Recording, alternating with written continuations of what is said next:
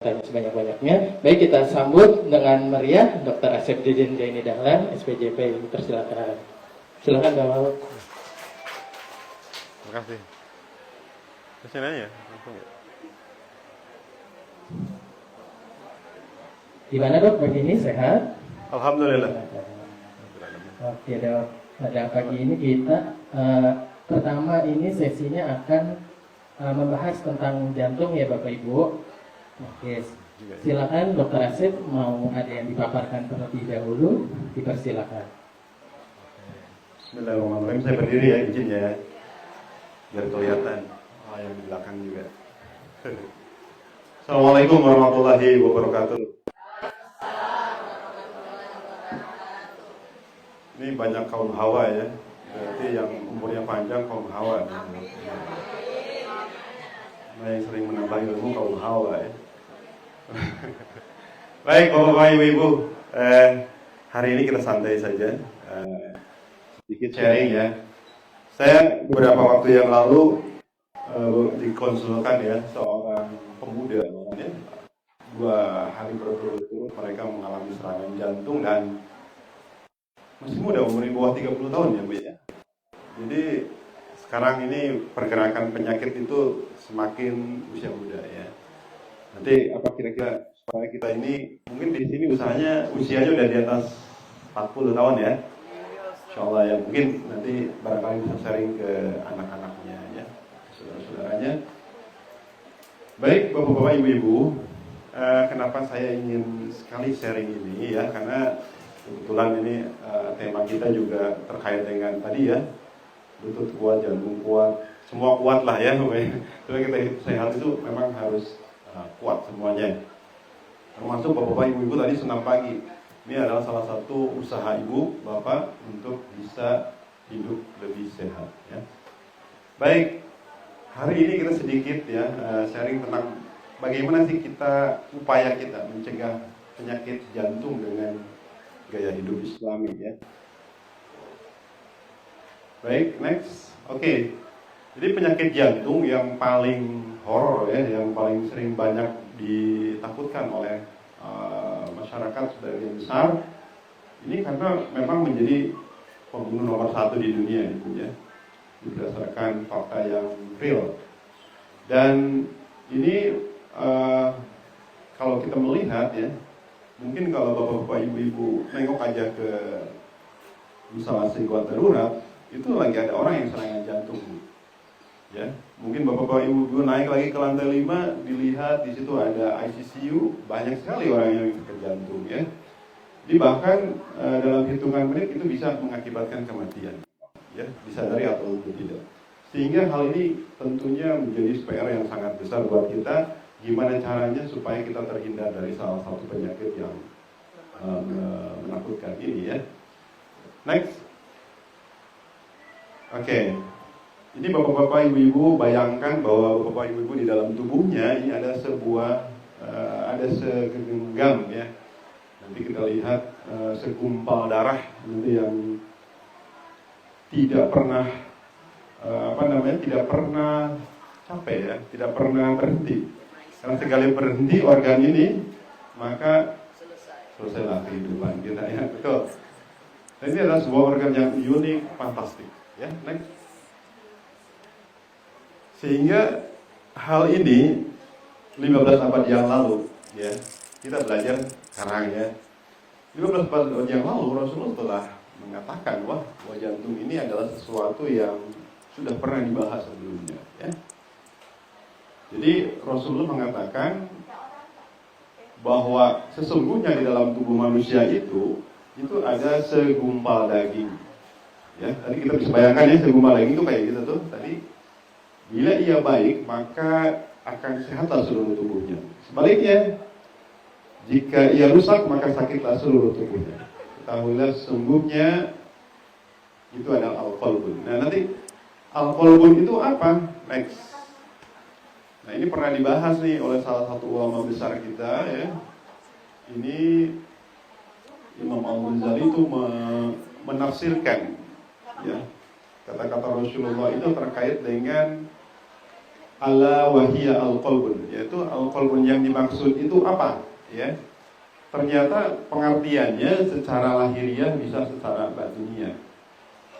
Mungkin kita lihat ya kedua-duanya, lahiriah secara fisik atau secara realnya adalah next ini pernah digambarkan oleh Rasulullah. Jadi kita juga sering mendengar barangkali ya bahwa di dalam tubuh kita itu ada segumpal daging yang berbentuk dan berukuran segenggam tangan manusia. Sehingga pada saat itu Rasulullah 15 abad yang lalu itu sambil memperlihatkan kepalan tangannya, ya, kepalan tangannya diletakkan di dalam di atas dadanya, sodrun, ya. Dan itu mereka atau al-qalbun ini adalah sebagai sumber tenaga. Memang benar ya. Karena di sini dipompakan darah yang mengandung banyak sekali oksigen yang akan menghidupkan organ-organ lain di seluruh tubuh, ya. Termasuk memelihara nanti lutut-lutut ibu, ya. Kalau sudah jantungnya payah, maka aliran darah ke seluruh tubuhnya itu juga payah, sehingga sering menimbulkan keluhan, ya. Nah, tentunya ini saya pernah melihat secara langsung ya, secara real. Dadanya dibelah, kemudian jantungnya dikeluarkan, ya. Berarti next, itu saya waktu pendidikan memang kita ada di bagian bedah jantung, kita bisa melihat secara real ya. Ternyata perkataan Rasulullah itu benar, Ibu. Jadi kalau kita punya genggaman tangan ini ya, maka normalnya jantung kita itu adalah sebesar ini. Jadi kalau keluar dari ukuran besar ini berarti artinya suka dibilang apa namanya Bu? Jantung bengkak katanya gitu ya.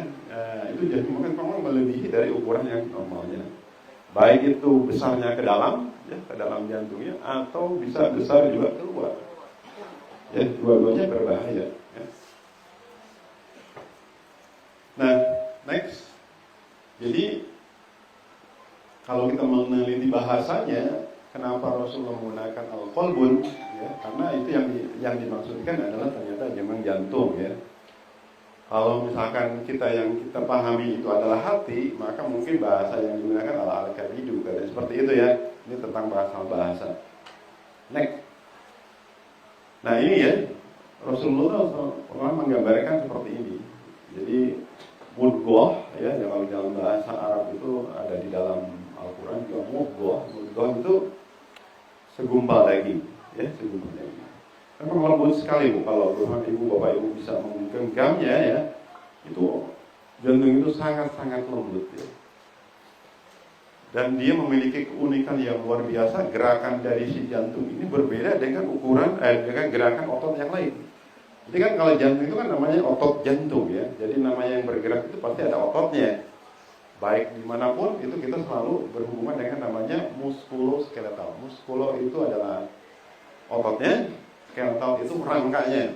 Jantung juga sama ya, dia punya otot, dia punya rangka ya. Jadi ototnya itu memang beda banget dengan yang lain, dan dia punya kekhususan tersendiri. Ada yang gerakannya hanya memendek, memanjang ya, memutar, memendek dan mengedrip gitu ya. Jadi dari atas ke bawah muter gitu ya.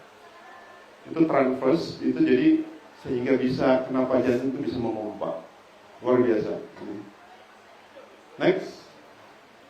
Nah, dan ini seiring dengan sejalan dengan ilmu pengetahuan, perkembangan pengetahuan ya, sehingga ada ilmu khusus yang membahas tentang jantung ini ya, termasuk saya di dalamnya, sehingga saya tertarik untuk sekolah ya di bagian jantung ini karena keunikannya itu ya.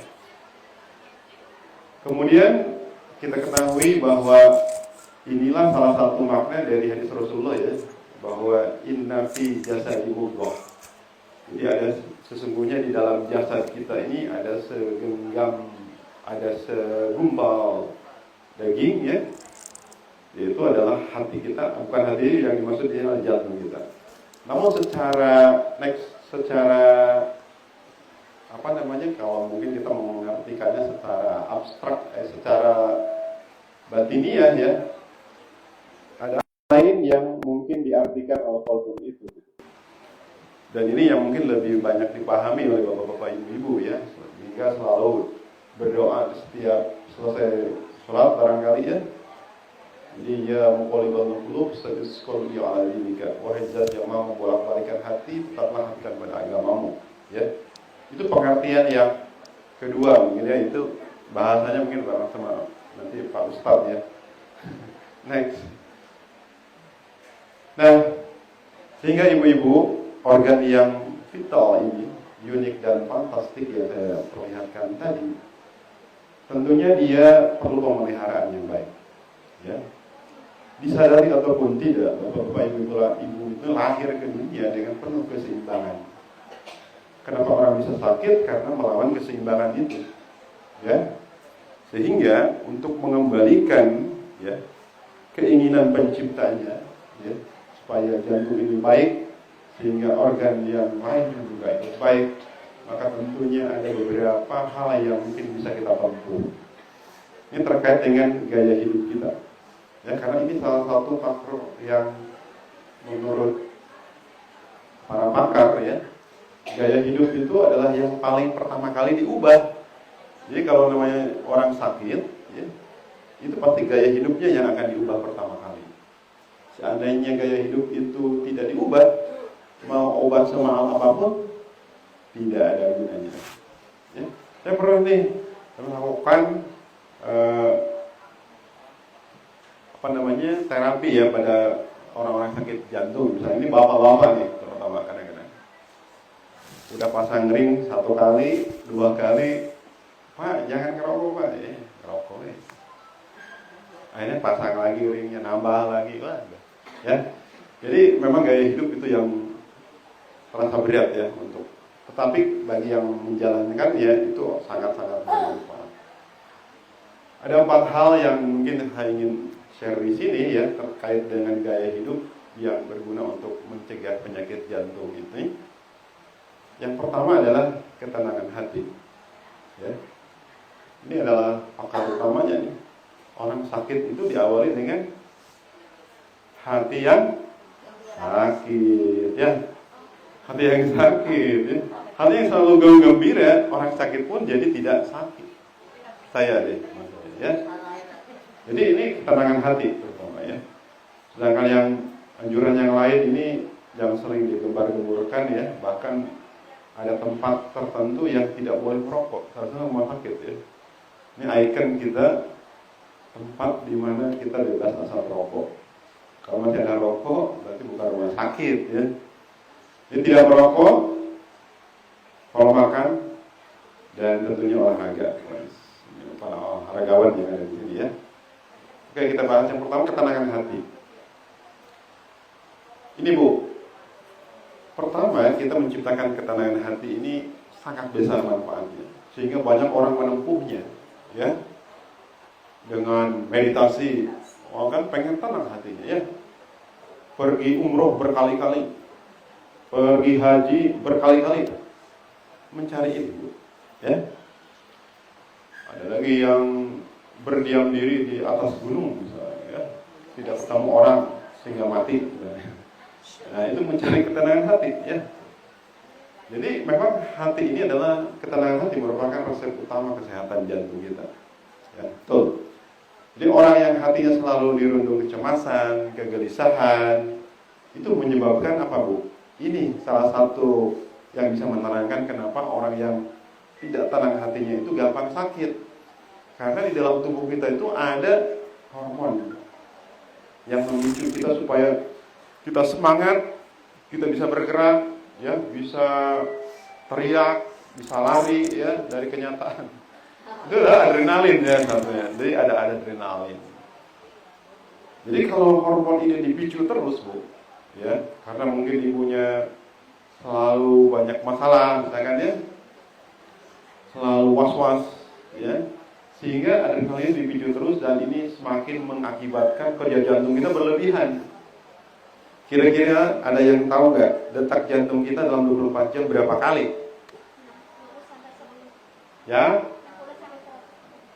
60 sampai 100. Oke, itu 1 menit ya Bu ya?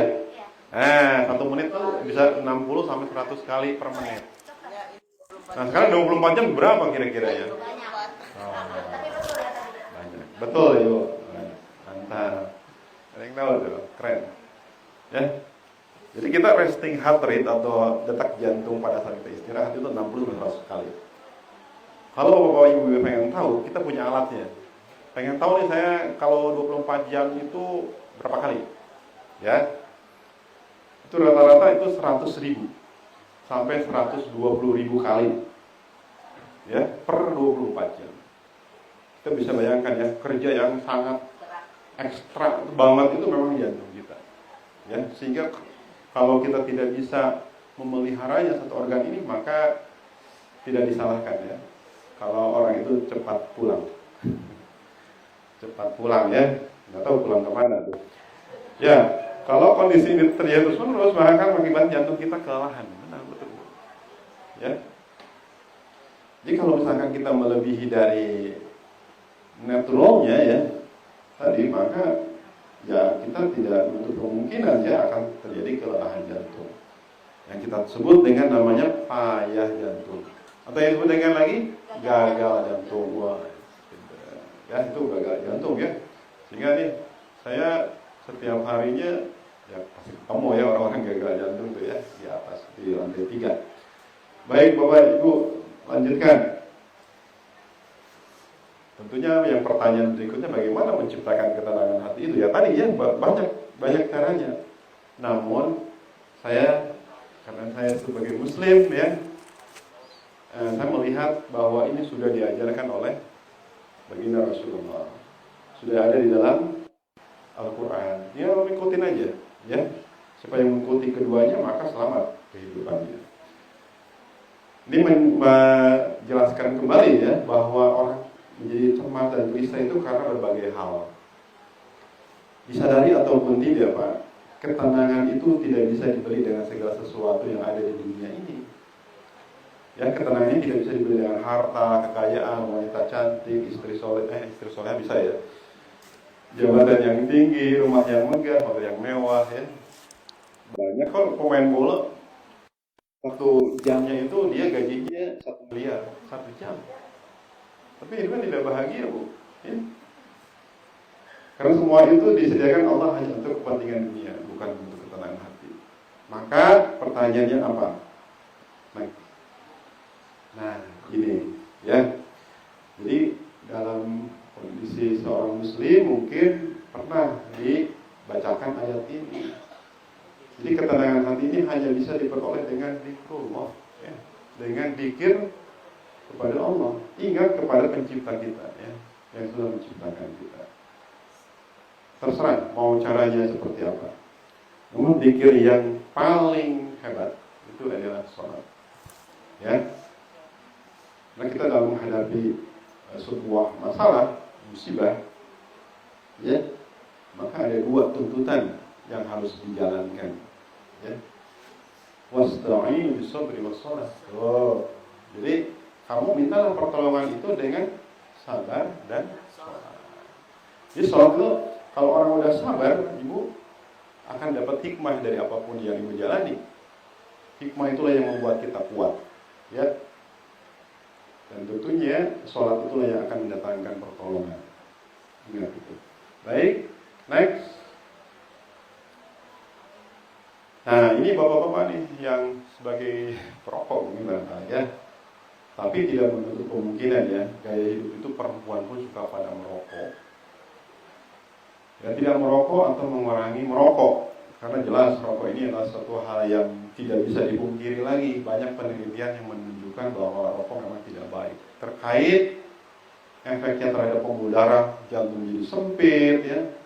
Risiko terhadap serangan jantung jadi besar. Dan ini kematian akibat serangan jantung juga sangat meningkat. Dan ini sudah banyak dibuktikan. Mungkin di sekitar kanan kiri ibu juga sudah ada ya. Silakan next. Ini bahkan yang sering memilukan ya, 1 dari 10 penghuni planet bumi itu akan meninggal akibat asap rokok. Jadi tidak selamanya orang yang merokok, tapi yang menghisap asap rokok. Sehingga bapak-bapak ibu-ibu pintar-pintarlah untuk menciptakan lingkungan yang bebas asap rokok ya. Jadi kalau bapak-bapak ibu ini masih merokok di dalam rumah, sebaiknya tidak di dalam rumah. Ya, kasihan bagi mereka yang tidak merokok. Next. Dan ini tentu ya, rokok itu suka ditanyakan, tapi menanyakan, tetapi intinya dia ingin mengesahkan. Merokok itu boleh, padahal sebenarnya tidak boleh. Tadi ya, penyebab penyakit jantung koroner, bisa mengakibatkan orang hipertensi. Diobatan mah diobatan bu ya, diobatin gitu ya. Oh, masih yang mahal-mahal, tapi ngerokok masih. Akhirnya tensinya nggak turun-turun. Hiperkolesterolemi, aterosklerosis ya, penumpukan lemak di pembuluh darah jantung dan bahkan bisa mengakibatkan stroke ya, stroke ya. Ini yang sangat ditakutkan. Next. Bahkan bapak-bapak ibu nengok lagi nih ke poli paru. Nah, poli paru ya, di sebelah poli jantung ada poli paru. Ini bersebelahan memang. Kalau poli paru hampir 90% itu penyebabnya adalah asap rokok. Ya, namanya PPOK. Nanti kita lihat deh. Next. Ini ya, penyakit obstruktif paru menahun.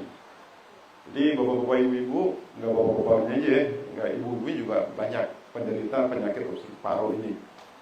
Itu adalah gara-gara merokok. Ya. Next.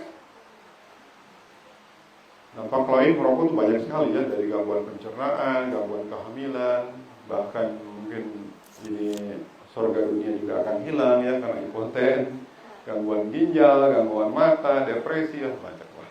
Ya. Sehingga yang begitu banyak itu kenapa orang masih pengen ya. Itulah setan ya yang menggoda kita. Next. Pintar. Dan ini kita barangkali kita resapi sebentar ya. Dan ini tidak terkait hanya dengan rokok saja sebenarnya. Jadi dalam Al-Quran itu dikatakan bahwa kita janganlah kamu menjatuhkan dirimu sendiri dalam kebinasaan. Contoh, bukan merokok aja nih ya. Orang yang suka makan gorengan. Ayo siapa?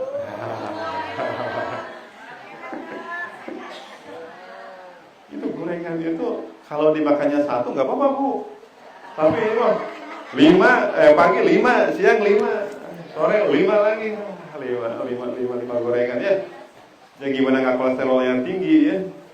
Ya makanya juga gep gorengan ya.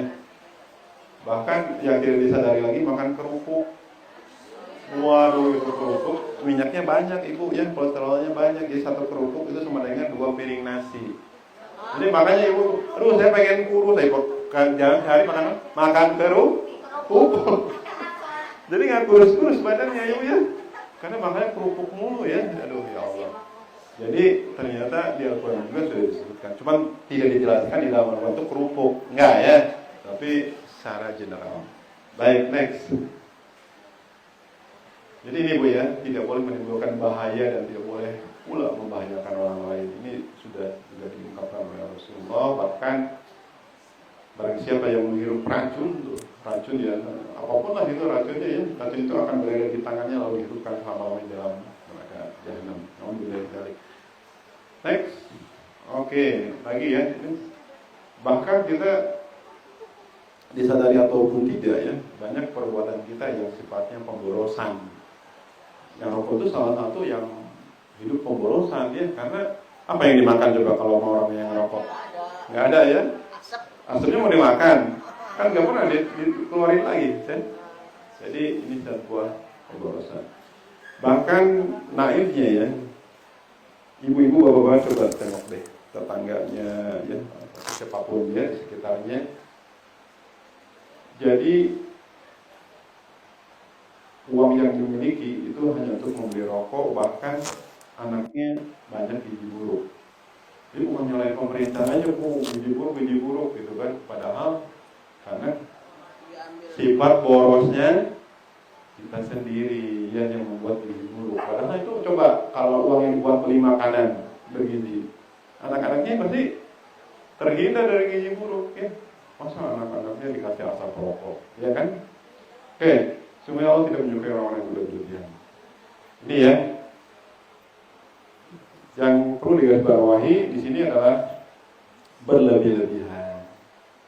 Siapa pencinta olahraga di sini? Semuanya ya? Enggak.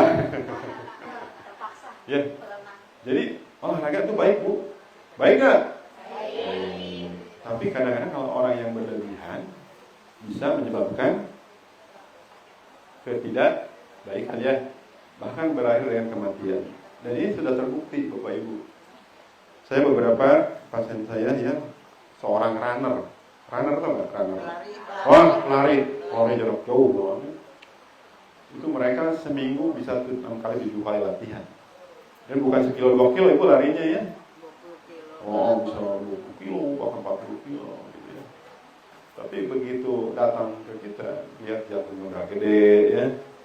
Bahkan yang paling mengerikan dia meninggal di saat dia tidur. Ya, karena ada efek yang berlebihan ya dari hormon di dalam tubuhnya yang dirangsang. Sehingga itu merangsang timbulnya aritmia yang letal dan menyebabkan kematian ya. Tapi bagus ya tidak menyusahkan orang lain ya, meninggal di saat tidur. Oke, next. Tapi jangan ya Ibu, jangan diikuti. Jadi tentunya Ibu, kalau misalkan ingin dicintai Allah, jauhilah pemborosan. Karena Allah itu tidak suka mencintai orang, tidak suka mencintai orang yang suka boros. Ya, pemboros sama dengan setan dan setan sama dengan kufur. Maka pemboros sama juga dengan kufur. Jadi kata Allah, kata Rasulullah ditanya, maukah kita ini dikelompokkan menjadi kelompok setan yang kufur? Ya tentu tidak. Ya, maka Rasulullah sabda Allah tidak suka dalam kalian yang menghinakan harta. Next. Ini tanggung jawab saya menyampaikan hal ini ya kepada Bapak Ibu dan alhamdulillah saya adalah bukan sebagai pencinta rokok. Next. Oke, next. Sesuai dengan apa yang saya bilang tadi, dan ini pola makan ya. Jadi kalau hatinya udah tenang Bu ya, segala pun menjadi enak gitu. Jadi makan garam ya rasa garam ya Bu ya. Makan nasi ya kayak nasi gitu ya. Ini karena ada orang makannya enak tapi rasanya tuh sama aja, berarti itu tidak dikaruniai kenikmatan ya. Baik, di sini pola makan.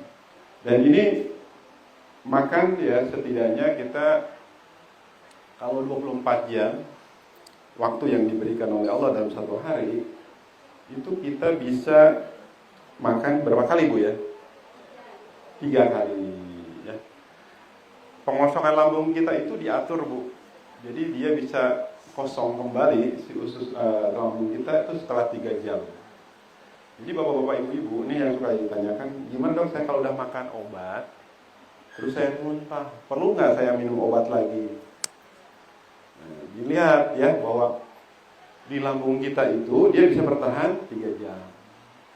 Belum ada penyerapan bapak-bapak ibu-ibu ya, karena penyerapan obat atau makanan itu adanya di dalam usus. Jadi kalau misalkan kurang dari 3 jam ibunya muntah setelah minum obat, maka minum lagi obatnya ya. Terkecuali kalau ibu udah 3 jam nih, 4 jam, 5 jam ada muntah, itu nggak usah minum obat lagi karena itu udah dalam tahap penyerapan ya. Oke. Jadi lambung manusia itu sebenarnya memang segala penyakit Ibu ya. Jadi apapun yang kita masukkan ke dalam tubuh kita itu belum tentu semuanya baik. Maka kita selalu diajarkan sebelum makan apa Bu? Pintar berdoa. Jangan lupa ya. Minimal bismillah. Ya, minimal bismillah. Karena kita tidak ada yang menjamin tangan kita ini bersih. Makanan yang kita makan itu bersih. Mungkin cara masaknya yang tidak baik itu juga mendatangkan penyakit kepada kita ya. Mungkin dari ada harta yang kita berikan yang kita untuk memberi makanan itu tidak 100% halal barangkali ya. Lebih dari menarik dan itu akan menjadi timbal balik yang luar biasa ke tubuh kita. Maka selalu kita diajarkan bagaimana kita berdoa ya sebelum makan. Di agama lain pun mungkin sepertinya sama ya, diajarkan berdoa. Next. Ini tidak ada bedanya dengan merokok ya. Kalau misalnya kita pola makannya tidak baik, ya tadi mungkin akan menyebabkan hiperkolesterolemi Dan ini akan mengantarkan seorang mengalami penyakit jantung koroner. Jantung koroner yang tidak diperbaiki, maka akan timbul penyakit lain, misalnya hipertensi, bahkan mungkin stroke ya.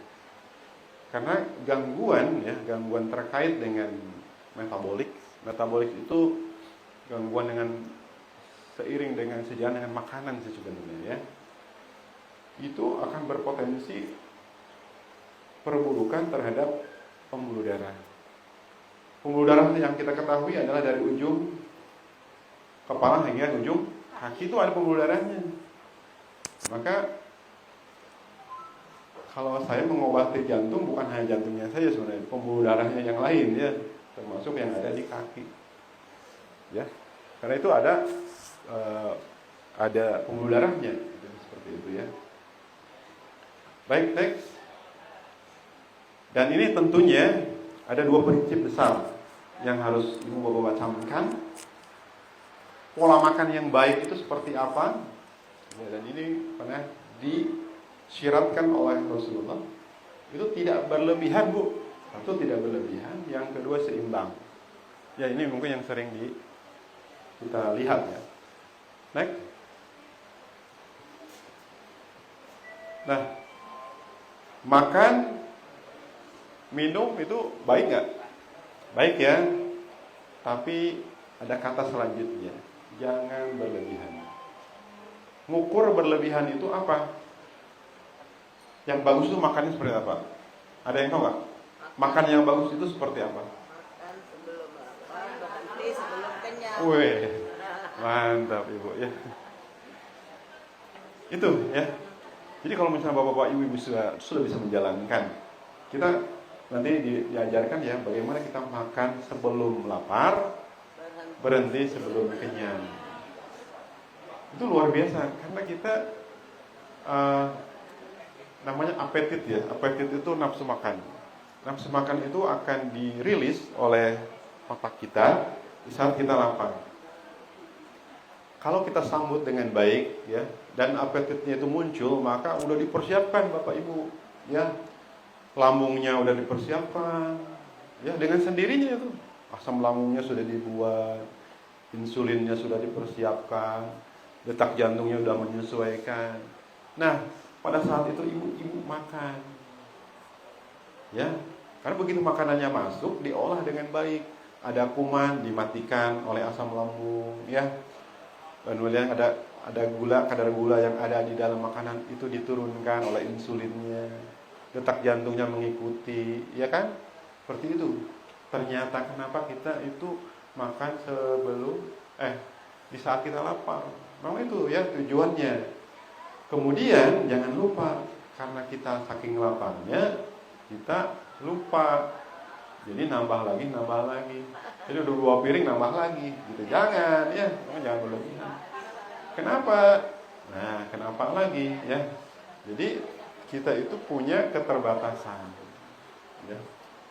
Jadi kalau misalnya bapak-bapak, ibu-ibu makannya sekali, kalau misalnya tadi kayak telat ya, telat. Begitu ibunya udah makan telat, bagus nggak? Jadinya nggak enak ya bu ya, nggak enak makannya nggak enak, bahkan suka berlebihan juga gitu ya, karena lapar kelewat gitu ya, sehingga harus minum obat lambung ya, misalkan contoh kayak gitu. Next, begitupun kita harus memilih dan mengolah. Next, coba ini kita selalu diperhatikan dengan ukuran 1/3. Jadi lambung kita itu dikasih ruang bu, jangan dikasih isi makanan semua ya. 1/3 untuk makanan, 1/3 untuk minuman, 1/3 untuk napas. Ini untuk napas saja susah karena kepenuhan ya perutnya. Jangan ya. Jadi apalagi kalau yang risiko penyakit jantung, serangan jantung itu sering ya dikonsulkan setelah makan banyak. Ya. Karena kita tahu ya bahwa makin banyak makanan yang dimasukkan ke dalam tubuh kita, maka tubuh berusaha merespon dengan ya bagaimana supaya makanan itu diolah, karena nggak mungkin ditumpuk jadi sampah bu nantinya, sehingga ya orang yang cenderung sakit jantung ya, jantungnya dipaksa kerja, akhirnya tidak menutup kemungkinan untuk mengalami serangan jantung setelah makan banyak. Ya. Oke, next.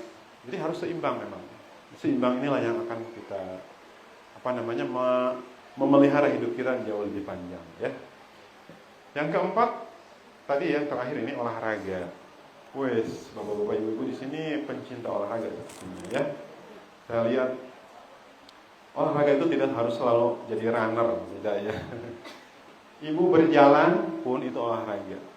Namun berjalan yang seperti apa ini penelitiannya ibu ya, sekarang di angka 7.500 langkah. Jadi ibu 2 kali keliling mall ya. Jadi ibu tawaf di mall ya. Itu udah 7.500 langkah ternyata. Jadi itu juga olahraga yang bagus ya. Sehingga dianjurkan tiap hari ibu ya. Minimal kita 5.000. Kalau yang nggak naik gimana, mulainya dari 3.000 dulu deh, biar nggak pegel ya. 3.000 langkah, 5.000 langkah, 10.000 langkah, bahkan ya seperti itu. Pusing saya ngitungnya gimana itu, ibu jangan pusing ya. Sekarang ada smartwatch, keren. Taruh di tangan ini, lihat aja. Tuh, nggak usah dihitung 1, 2, 3, jangan. Jadi cukup dengan menggunakan alat khusus ya yang kita tempel. Nah, tapi yang ingin saya garis bawahi ini ada beberapa olahraga yang memang ini dianjurkan ya oleh Rasulullah. Apa itu? Ada yang tahu? Berkuda. Oh, berkuda. Ibu suka berkuda? Mana? Tidak punya kuda. Oh, tidak punya kuda. Baik. Ada berkuda, Mana? memanah, berenang. Oke. Dan ya. Dan saya sudah mencoba ketiga-tiganya, Bu. Itu luar biasa. Ya, kalau kita berkuda itu ternyata tidak semudah yang kita bayangkan. Ya, kita semua diolah tubuh kita itu. Keseimbangan, fokus kita, bagaimana kita menyayangi sebuah binatang. Karena kalau kita makin takut, kudanya makin ngerjain kita. Ya. Semakin kita sayang sama kudanya, kita dibawa enjoy sama kudanya. Wah, luar biasa, ya. Bukan naik motor aja ternyata ya. Jadi naik kuda yang bagus itu. Kemudian memanah jelas. Memanah itu semua konsentrasi, fokus otak kita ya, jantung kita yang memperkirakan angin dan sebagainya. Aduh, luar biasa ya. Dan itu perhitungan yang luar biasa yang itu diajarkan oleh Rasulullah. Kemudian berenang. Nah, ini cocok banget nih buat bapak-bapak, ibu-ibu untuk berenang. Berenang itu tidak selalu harus renang gaya bebas ya. Gaya batu juga bisa. Yang penting ibu jalan di atas air. Ya. Karena nanti dokter Jackie menerangkan gimana kita menyehatkan lutut kita. Ternyata dengan mudahnya kita memperkuat otot lutut. Ya. Otot di sekitar lutut itu banyak sekali ototnya. Jadi kalau ibu-ibu sering latih ya. Nah, kenapa harus di kolam renang? Terutama pada orang-orang yang sudah seumuran ibu, itu cenderung lututnya tidak seperti yang dulu ya, kuat ya.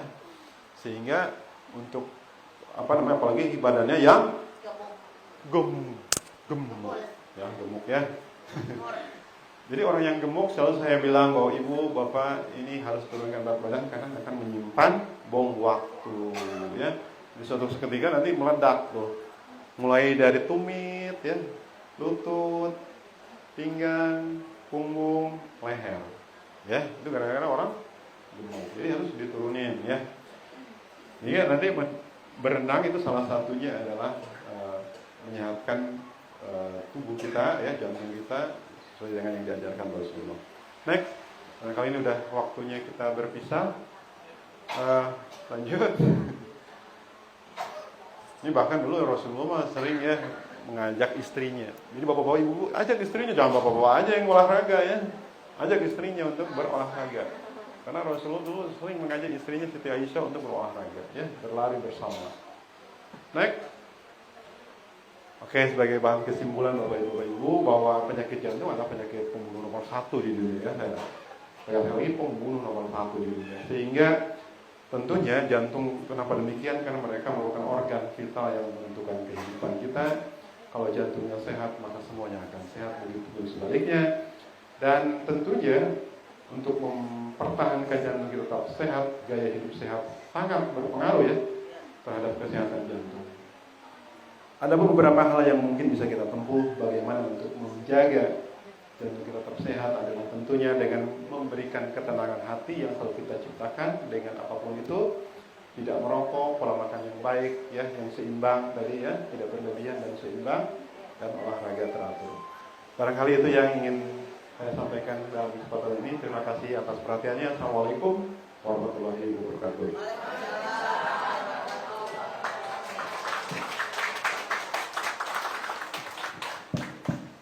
Terima kasih Dr. Asep. Gimana Bapak Ibu, materinya sangat luar biasa ya. Nah, oke, mantap ya. Tadi juga sudah disampaikan bahwa jantung itu memang sudah diciptakan sangat luar biasa ya, dari bentuknya, kemudian fungsinya. Nah, makanya dari kita tugasnya adalah menjaga apa yang sudah diberikan. Baik, kita akan masuk ke sesi diskusi karena keterbatasan waktu. Jadi saya 3 penanya ya. Oke. Oke, kita mulai dulu ya. Bismillahirrahmanirrahim. Terima kasih Dr. Asep. Kita tahu bahwa penyakit jantung itu kan ada beberapa prosesnya sampai diputuskan bahwa itu penyakit jantung. Nah, gimana halnya dengan kita juga sering melihat penyakit jantung yang sering dikatakan penyakit bawaan dari bayi yang baru lahir. Nah, itu apakah kemungkinan setelah dewasa akan lebih buruk atau bisa sembuh? Terus yang kedua, orang yang divonis penyakit jantung otomatis harus mengkonsumsi obat terus-menerus. Dan obatnya itu luar biasa banyak sekali gitu ya, dok. Kalau dibayar itu ya jutaan nih. Nah itu efeknya itu kan biasanya sampai ke penyakit lambung juga. Ada trik-trik nggak agar orang yang mengkonsumsi obat ini juga bisa terhindar dari efek konsumsi obat? Yang kedua, yang ketiga, penyakit jantung itu konon katanya hampir sama dengan GERD ya. Gejala-gejalanya ada nggak yang membedakan ini? Kalau kita bisa mengidentifikasi oh ini GERD atau ini jantung gitu. Terima kasih. Assalamualaikum warahmatullahi wabarakatuh. Dokter, gitu aja. Barangkali jawabannya komprehensif ya. Baik. Bismillahirrahmanirrahim. Dr. Asep yang dirahmati Allah Subhanahu wa taala. Tadi materinya luar biasa dan kami bisa cerna dengan baik. Gini loh, yang kejadian di di masyarakat ya dok, satu orang yang perokok ternyata umurnya sampai 90 tahun dok. Katanya dibilang, tuh kan, gue aja ngerokok gak apa-apa, katanya dibilang, maksudnya selamat gitu loh dok. Dia begitu. Kedua bilang ini, kalau gue ini ngerokok katanya, gue ini menyumbang pada devisa negara apalah segala macam alasan itu pembenaran ya dok ya. Itu yang terjadi di masyarakat. Mereka bangga diri seperti itu.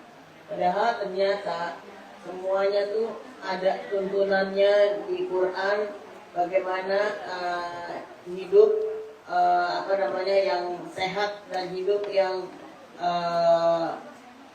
yang bisa memelihara kehidupan kita yang benar. Semua tuntunannya ternyata ada di Al-Quran. Ketiga, yang saya mau tanya dok ya, kami ini sudah berusaha untuk yang tadi dokter arahkan. Kami ini dari komunitas senam sehat Cempaka Putih dok. Kita senam sehat Cempaka Putih setiap Rabu Sabtu. Nah kalau hari Jumat kita khusus meramaikan senam yang di Rumah Sakit Islam gitu. Jadi kita memang udah komunitas yang sudah sering dokter. Gimana dok? Tadi kan ibu ini udah nanya bedanya gejala GERD dengan jantung. Nah itu dok, kita nih kata dokter tadi kalau olahraga keseruan juga bahayanya fatal. Terus kita ini semuanya udah lansia dok, kebanyakan udah di atas 40 tahun ya. Kayak saya umur 65, ada teman saya yang menjelang 80. Jadi kami itu luar biasa dok, makanya bukannya anak-anak muda, Nah, mudah-mudahan saya minta masukan dari dokter atau arahan bagaimana mendeteksi gejala-gejala awal. Wah, ini jantung deg-degan nih. Jantung deg-degan kalau kita kan nggak mungkin karena punya pacar ya dok ya. Pasti jantung deg-degannya nih. Kenapa nih gitu misalnya seperti itu. Kira-kira itu dok jadinya gejala-gejala itu. Terima kasih dokter Asep.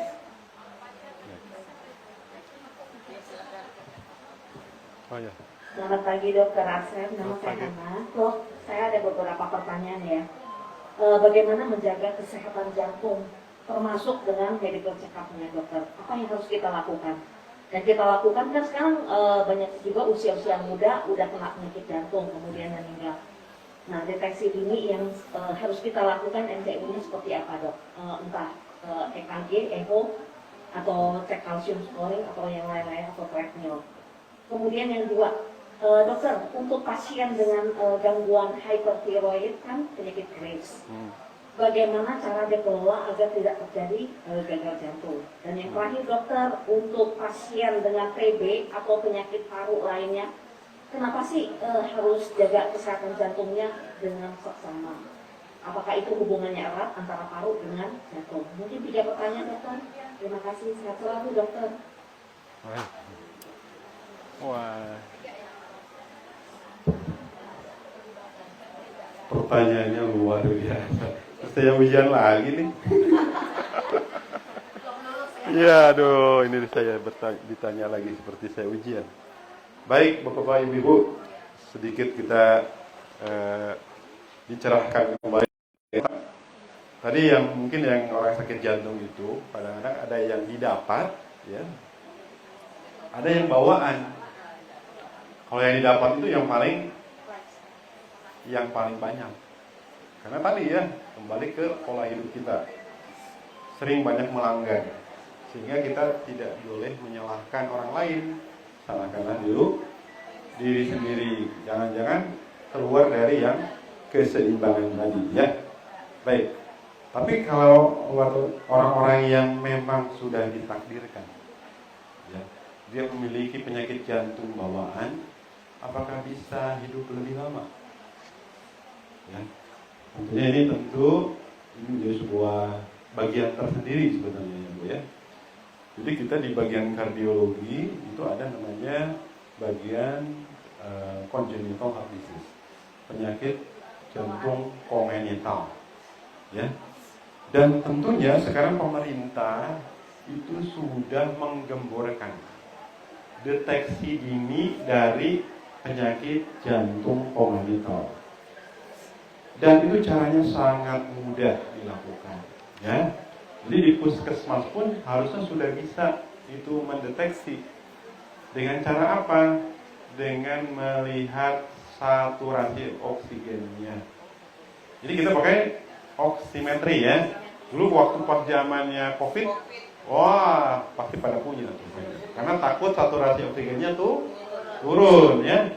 Sehingga pada orang-orang bayi lahir biasanya sebelum dipulangkan ya, itu kita deteksi dulu saturasinya.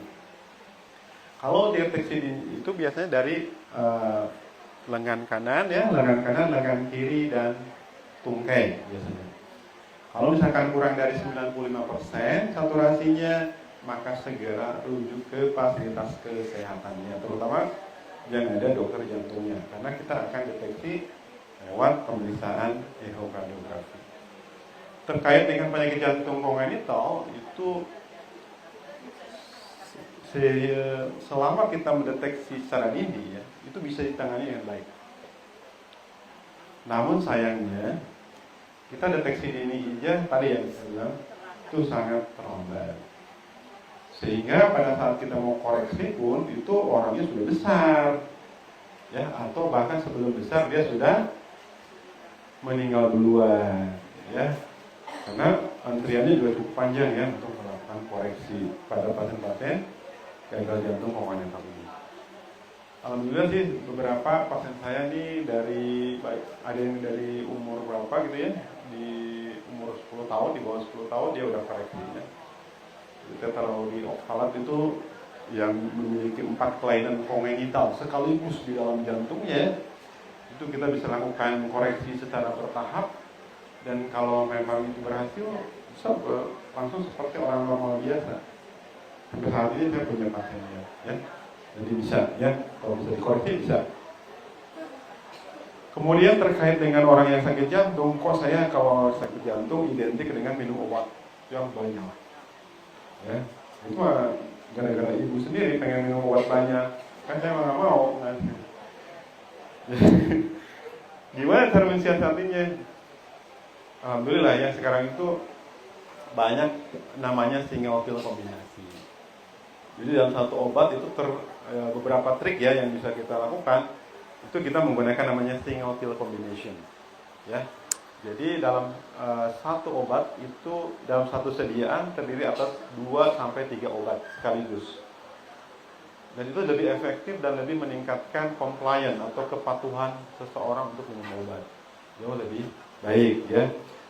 Kemudian kalau obat dari segi jantung itu sendiri tergantung dari penyakit jantungnya, ya. Tidak selamanya orang sakit jantung itu obatnya banyak, tidak, ya.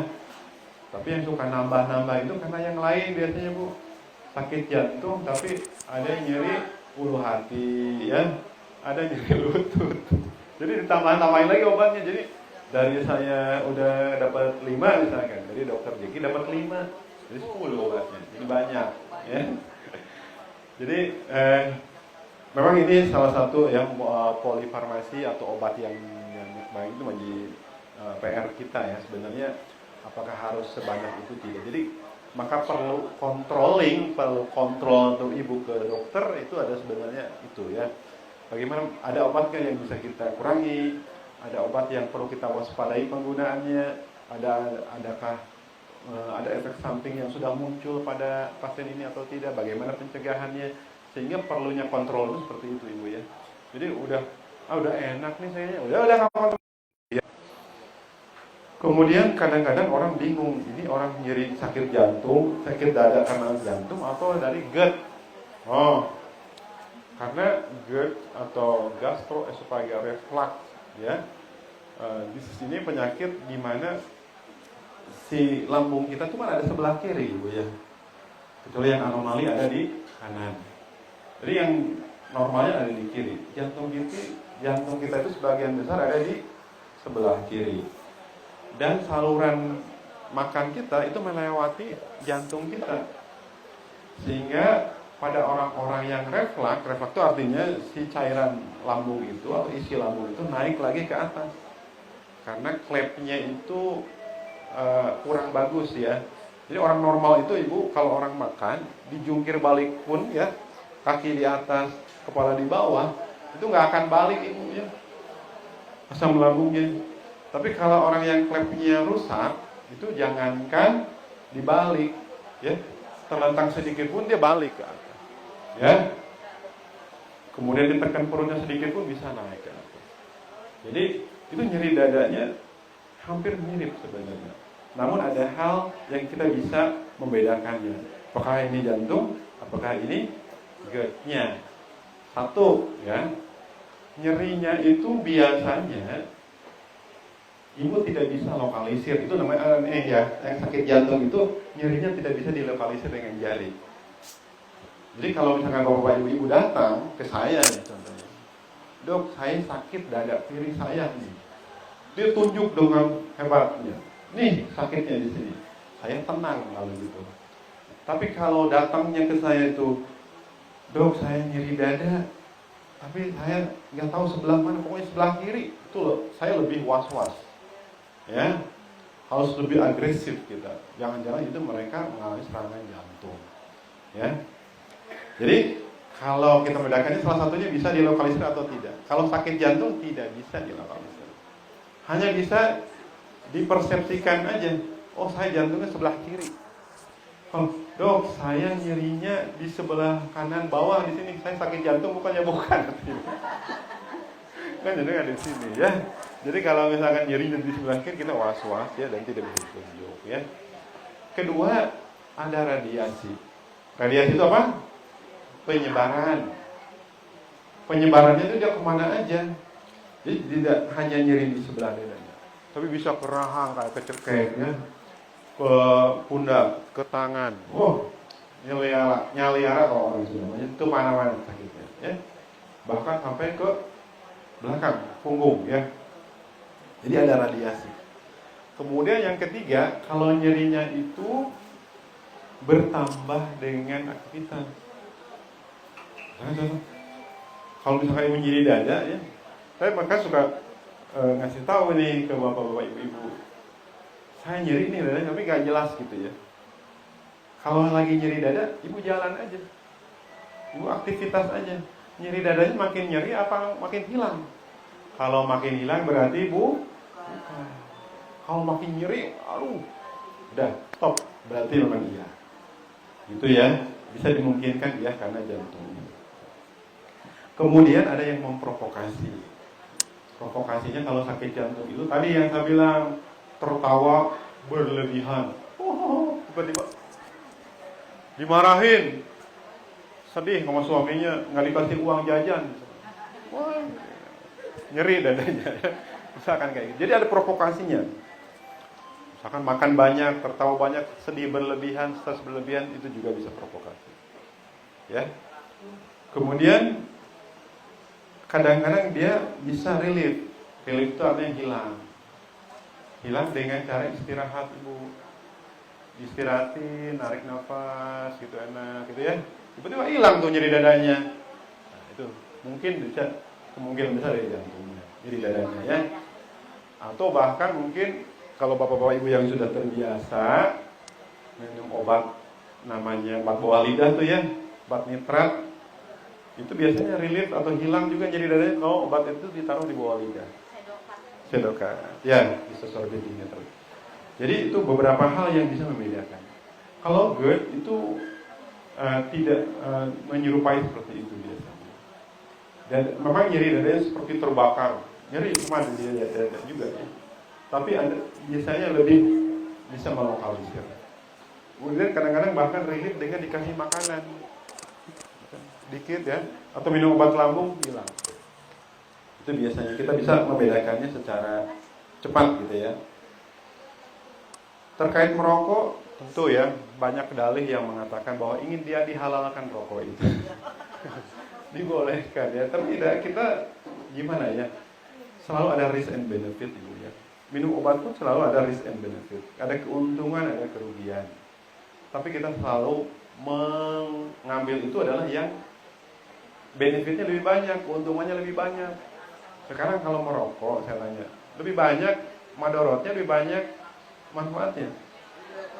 Madorotnya. Maka janganlah kalian memasukkan diri kalian ke dalam kebinasaan. Jadi itu mau kalau misalnya ada umur 90 tahun, itu takdir dan sebentar lagi juga udahan. Ya. Gitu ya. Kita kalau ngobrol sama yang suka merokok. Kemudian tadi ya, saya kan olahragawan nih, gimana kalau saya supaya olahraga itu bukan hanya semata kita membuat kita sehat, terlebih dari itu adalah membuat kita bugar, ya. Karena orang sehat belum tentu bugar, Pak, ya. Tapi orang bugar itu pasti sehat. Jadi kita olahraga yang teratur itu tidak buat hanya kita membuat sehat, tapi kita bugar. Apa itu bugar? Bugar itu artinya kita diberikan sebuah beban pekerjaan ya, yang menurut orang yang biasa itu luar biasa, bikin cepat capek, cepat lelah. Tapi kalau buat ibu-ibu yang mungkin selevelan sama gitu, santai aja ngerjain ini. Malahan nambah lagi. Itu namanya bugar. Ya, padahal bebannya sama, kerjaan sama, orangnya sama. Tapi dia dalam mengerjakannya itu penerimanya berbeda, ya. Itu biasanya orang bugar itu jauh lebih kuat, ya. Untuk lansia tadi ya, olahraganya disesuaikan, ya. Jadi tidak boleh mengikuti olahraga seperti orang dewasa. Jingkrak-jingkrak itu nggak boleh ya. Jadi itu nanti lututnya, bukannya sehat, jantungnya mungkin sehat, tapi lututnya rusak ya. Jadi nanti dokter Jeki lagi ya. Itu. Kemudian, nah tentunya ibu-ibu, bapak-bapak ibu, sebelum berolahraga itu sekarang banyak screening namanya. Saya ini sebenarnya boleh nggak sih olahraga ini, boleh nggak sih olahraga itu, baik nggak buat saya? Maka ada screeningnya, ya. Bahkan pemeriksaan yang sederhana, ini saya selalu anjurin nih kalau ada atlet ya yang mau jadi atlet, saya lihat EKG-nya aja dulu. Cek EKG-nya itu saya sangat dibantu sama EKG-nya. Karena hampir 99% aritmia atau gangguan irama jantung itu bisa kita lihat dari EKG. Pemeriksaan yang sangat sederhana. Bahkan kita bisa prediksi ini orang ini umurnya akan panjang akan pendek. Bisa dilihat dari EKG-nya itu. Ya. Jadi saya bukan dikatakan ahli nujum ya, bisa memprediksi orang, tapi karena memang itu ya, ada ilmunya memang. Kita bisa lihat. Oke, kemudian bagaimana mendeteksinya ya? Nah, ini beberapa pertanyaan tadi yang juga dilontarkan oleh Ibu Hana ya. Jadi medical check up, memang itu yang hari ini kita gembor-gemborkan ya. Bahkan yang saya anjurkan adalah usia di atas 40 tahun itu wajib medical check up. Kenapa? Karena penyakit-penyakit metabolik ya seperti hipertensi ya, diabetes, hiperkolesterolemi itu biasanya di usia-usia segitu. Sehingga kenapa kita harus melakukan preventif ya? Preventif yang baik itu sebenarnya preventif primordial. Jadi kalau namanya pencegahan itu Ibu ada 4 kategori.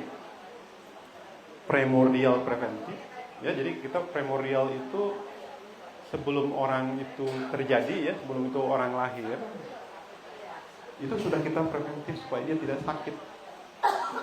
Itu luar biasa primordialnya. Kemudian yang kedua adalah primary preventif. Primary preventif itu begini contohnya. Bapak-bapak, ibu-ibu dilahirkan dari keluarga yang hipertensi. Bapaknya hipertensi, ibunya hipertensi. Saya mau jadi hipertensi apa enggak nih? Itu bisa dicegah itu. Namanya primary hypertension. Gimana caranya? Hindari makanan garam yang berlebihan. Hindari stres, olahraga teratur, sehingga terjaga terus. Sehingga biarpun bapak ibunya hipertensi, kitanya terhindar dari hipertensi. Ya, itu namanya primary. Bapak ibu-ibu sudah bawa bakat hipertensinya, tetapi tidak jadi hipertensi karena diatur semuanya. Yang kedua ada secondary prevention. Jadi pencegahan sekunder ini biasanya pada mereka-mereka yang sudah terjerat oleh penyakit itu, ya, terjerat supaya dia tidak mengalami komplikasi berikutnya. Contoh misalkan orang udah hipertensi, wah udah kagum ya.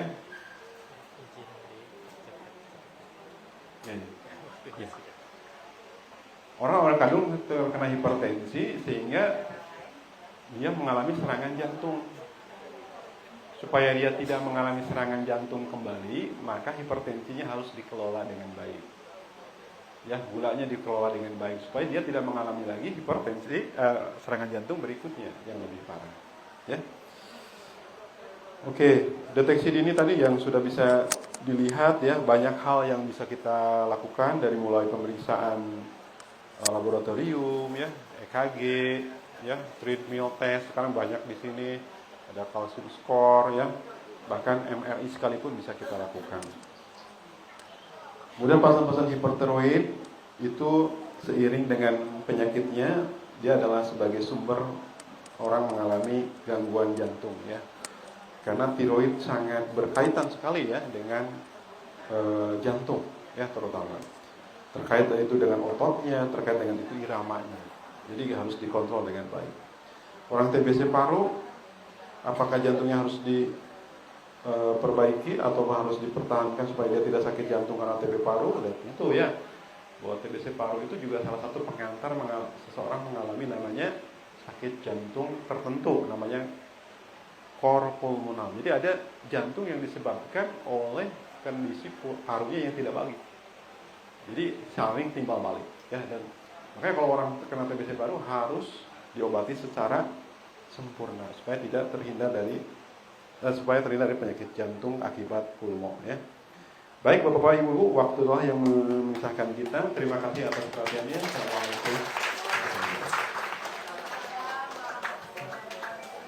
Semoga terjawab semua ya Bu pertanyaannya. Bagi Bapak Ibu yang masih punya pertanyaan, izin karena ada keterbatasan waktu, kita akan alihkan ke sesi untuk yang berikutnya. Terima kasih Dr. Asep atas waktunya. Jika ingin meninggalkan karena ada kegiatan yang lain, dipersilakan. Baik, selanjutnya kita akan masuk ke sesi yang kedua ya Bapak Ibu. Masih semangat ya Bapak Ibu ya? Oke, kita akan masuk ke sesi kedua tentang lutut ya, lutut kuat yang akan disampaikan oleh Dr. Zeki Eko Triwahyudi. Kepadanya dipersilakan. Boleh kita kasih tepukan yang meriah? Oke. Silakan Dok, apa kabar Dok? Sehat?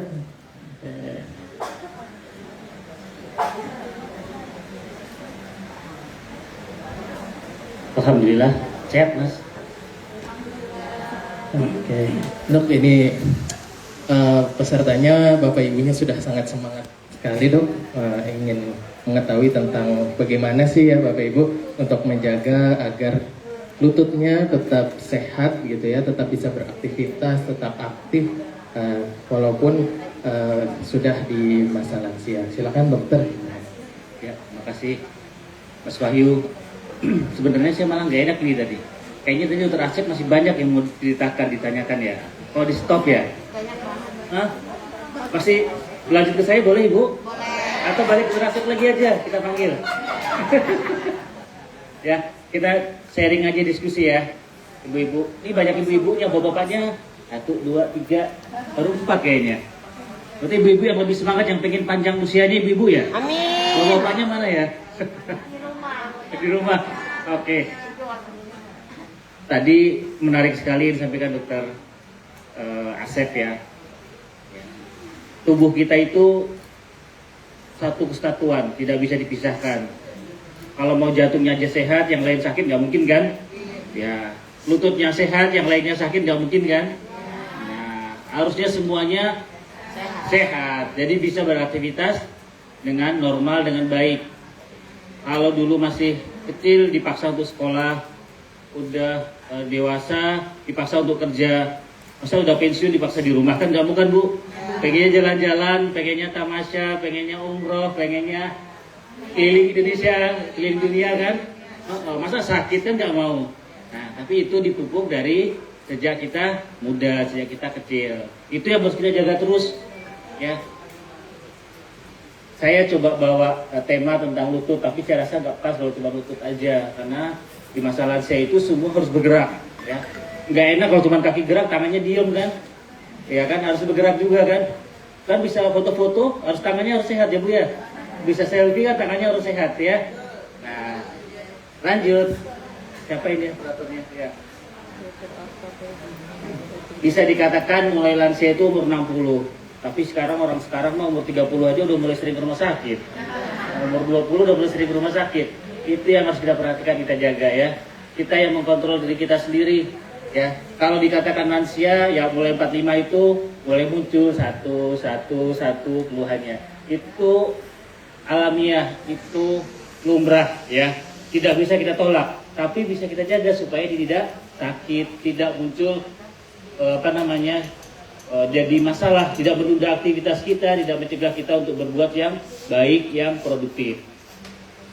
Ya 45 udah mulai hati-hati lah 45. Di sini ada yang masih di bawah 45 Bu. Sebagian besar udah ini ya, udah 45 ya. Saya menjelang lah, masih belum. Mas Wahyu masih belum, ya. Belum Bu. Ya. Tapi di sini ada yang lebih dari 80 nggak, ibu-ibu? Bu, boleh yang 80 Bu? Ada nggak yang 80? Belum. wah sayang ini promosinya kurang nih mas, kalau 80 nggak ada yang hadir di sini, padahal di poli kita biasanya banyak 80 tahun. Poli Dr. Asep tuh banyak yang 80 tahun kan, poli saya juga banyak yang 80 tahun lebih. Next. 79 Bu. Iya, Ibu mah kemana-mana jalan kaki sendiri ya Bu ya. Saya percaya mah, Ibu sehat jalan-jalan kemana-mana. Sekarang kontrolnya udah jarang, berarti udah lebih sehat kemana-mana ya Bu. Apa yang kita perlu perhatikan? Ya, kesehatan fisik, kesehatan mental. Gak bisa dipisahkan. Mentalnya sehat, tapi fisiknya nggak sehat, ya gak kemana-mana ya Bu. Ya, terus kalau fisik itu ke saya, kalau ke mental ke Mas Wahyu Bu. Ya. Next. Aktif kegiatan fisik itu harus dilakukan teratur.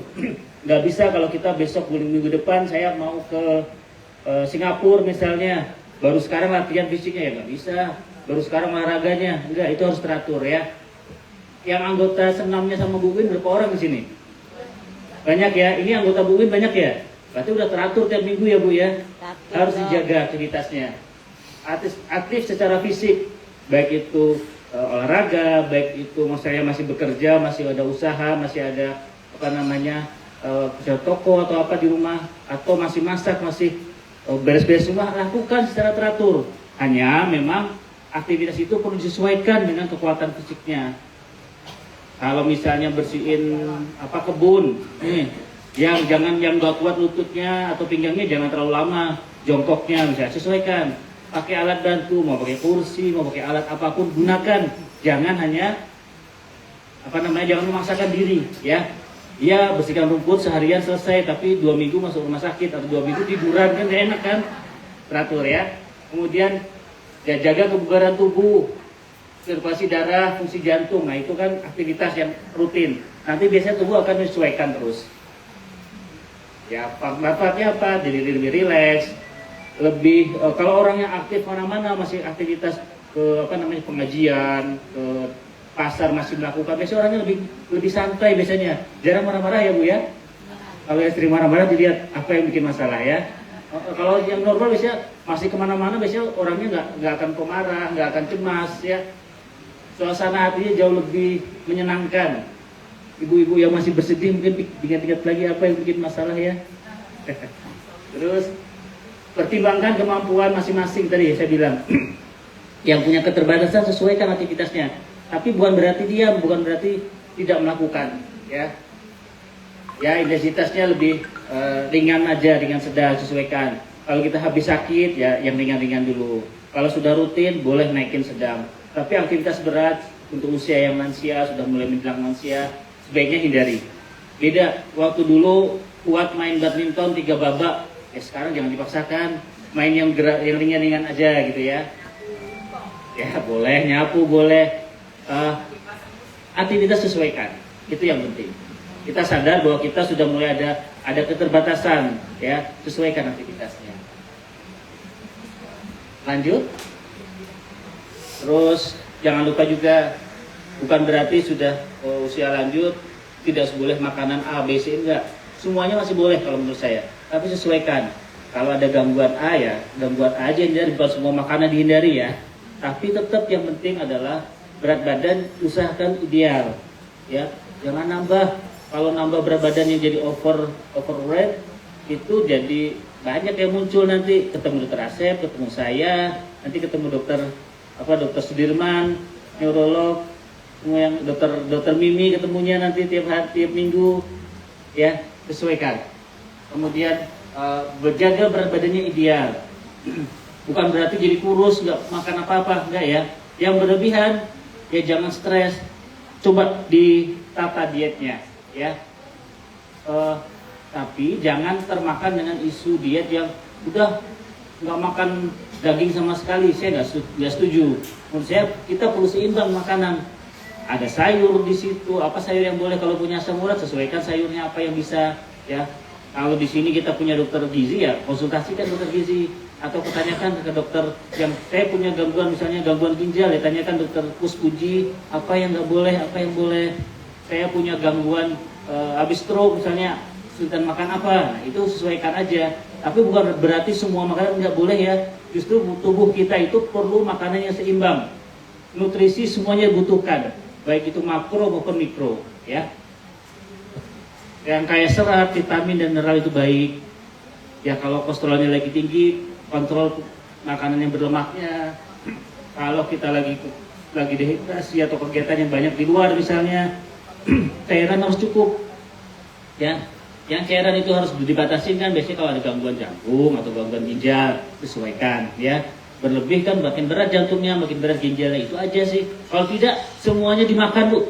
Kalau saya termasuk golongan dokter yang menyarankan makan semuanya. Karena di situ kita butuh zat gizi yang beragam, ya. Lanjut, Mas. Oke, kesehatan mental itu juga sangat menunjang, akan seirama dengan kesehatan fisik kita, ya. Lakukan aktivitas yang memicu kognitif, membantu daya ingat, fungsi otak. Ya kalau ibu yang biasa sukanya masak di dapur, lakukan terus aktivitasnya. Itu membantu mengingat, menyenangkan kan. Ingat caranya masak A, masak B, masak C, ya. Jangan lupa dibawa ke sini, Bu, kasih dokter-dokternya. Ya. Lakukan aktivitas yang suka berkebun, rawat kebunnya dengan baik, ya. Lakukan aktivitas yang menyenangkan pokoknya, ya. Kemudian yang suka ke masjid atau yang suka ikut dasawisma, ibu-ibu PKK, lanjutkan, teruskan aja. Itu membangun fisik kita dengan lebih baik, mental kita juga lebih sehat, ya. Lakukan terus. Tidak ada kata pensiun dalam kehidupan kita, ya. Kalau dari dokter ortopedi tidak ada kata tidak berhenti bergerak. Kita harus terus bergerak. Kalau kita sudah mulai tidak bergerak, maka ya lutut mulai sakit, pinggang mulai kaku, tangan mulai kaku. Nah, itu tidak ada, ya. Tidak boleh terjadi dalam tubuh kita kalau kita mau sehat. Semuanya harus tetap bergerak, ya. Lakukan aktivitas ibadah, ini seirama dengan menjaga kesehatan mental kita, ya. Next, pengantar dari saya bahwa kalau kita sudah mulai ada gejala sakit, lakukan konsultasi yang tepat, ya. Kita mudah terpengaruh oleh kata teman, kata tetangga, kata medsos, kata IG, kata TikTok, apalagi lihat di Facebook ada wajahnya dokter Terawan di situ, padahal yang ngomong dokter Terawan, percaya aja. Iya, betul. Ya enggak? Itu hati-hati. Padahal bukan beliau yang ngomong, ya. Nanti muncul wajah dokter Asep atau dokter Zeki di Facebook bilang A, B, C, minum susu ini, minum jamu ini, minum ini. Padahal kita nggak pernah ngomong. Di zaman sekarang itu sangat terjadi, ya. Kalau kita mendengar itu, tanyakan ke anak-anak kita yang mungkin melek sama iptek, ya, melek sama media sosial. Ini benar nggak sih, Dok? Bapak ini ngomong ini, ntar Pak Prabowo ngomong A, padahal dia bukan bidangnya, bukan ahlinya kesehatan, dia ngomong A, B, C, ya. Harus pakai alat ini nih biar tetap bisa sehat, bisa jalan-jalan kemana-mana. Hati-hati, itu yang bisa menyisakan kita. Maka lakukan konsultasi yang tepat ke siapa harusnya, ya. Tidak harus dokter, Ibu, ya, tapi konsultasikan masalah kita dengan tepat, dengan baik ke siapa, sehingga tidak menyesatkan kita, ya. Itu yang banyak terjadi. Saya rasa orang Indonesia itu punya fasilitas kesehatan cukup baik. Kalau konsultasinya rutin, teratur, saya rasa aktivitas sehari-hari bisa dilakukan dengan baik. Tapi kan yang seringnya kalau ke dokter ortopedi itu paling sering adalah keseleo nih. Langsung deh kemana, Bu, biasanya? Terus apa lagi? Haji Naim, terus apa lagi? Hah? Enggak, biasanya kembali ke dokter Zeki itu udah 3 bulan kemudian. Dok, Cimande. Kalau dokter Asep mungkin ketemunya kemana dulu tuh, ke klinik apa? Banyak istilahnya sekarang ya, di mall ada klinik, di mana-mana ada klinik kan. Entar dikasih, Ibu, obat ini, jamu ini bisa menyembuhkan segala penyakit, diabetes, kencing manis, apalagi? Apa aja sembuh, ya. Padahal dokter Asep aja nggak berani menjanjikan hipertensi akan sembuh total, ya kan? Ya, hal-hal seperti itu mencoba untuk rasional, ya. Itu yang menurut saya penting dijaga. Itu yang menjaga kita tetap tidak salah langkah. Ketika kita didiagnosis misalnya, Bapak punya gejala sakit hipertensi ringan nih. Udah langsung besok, saya nggak mau ke dokter Asep, saya orang sehat aja kok. Saya mau ke alternatif, mau minum apa namanya? Apa, Bu? Jamu apa?